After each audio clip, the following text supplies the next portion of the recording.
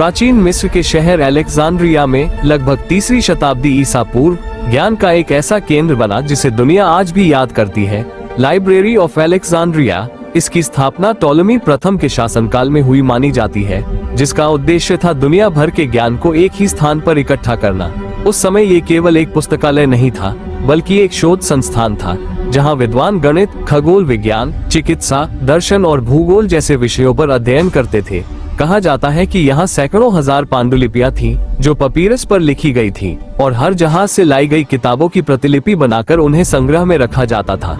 यहाँ काम करने वाले विद्वानों में यूक्लिड जैसे महान गणितज्ञ और एराटोस्थनीज जैसे वैज्ञानिक शामिल थे, जिन्होंने पृथ्वी की परिधि का अनुमान आश्चर्यजनक रूप से सटीक लगाया था। लाइब्रेरी का सपना था मानव ज्ञान की सीमाओं को आगे बढ़ाना, लेकिन जितनी महान इसकी विरासत थी, उतनी ही रहस्यमयी इसका अंत भी रहा। इतिहासकार आज तक एकमत नहीं है कि लाइब्रेरी पूरी तरह कब और कैसे नष्ट हुई। कुछ मानते हैं कि यह कई बार क्षतिग्रस्त हुई, कभी युद्धों में, कभी आग लगने से, और कभी राजनीतिक और धार्मिक बदलावों के कारण उपेक्षा का शिकार होकर। लाइब्रेरी ऑफ अलेक्जेंड्रिया का नष्ट होना केवल एक इमारत का अंत नहीं था, बल्कि अनगिनत विचारों, खोजों और ग्रंथों का भी अंत था, जिन्हें शायद दोबारा कभी नहीं जाना जा सका। आज ये पुस्तकालय अस्तित्व में नहीं है, लेकिन ये हमें याद दिलाता है कि ज्ञान कितना कीमती होता है, और अगर उसकी रक्षा न की जाए तो वह इतिहास में हमेशा के लिए खो सकता है।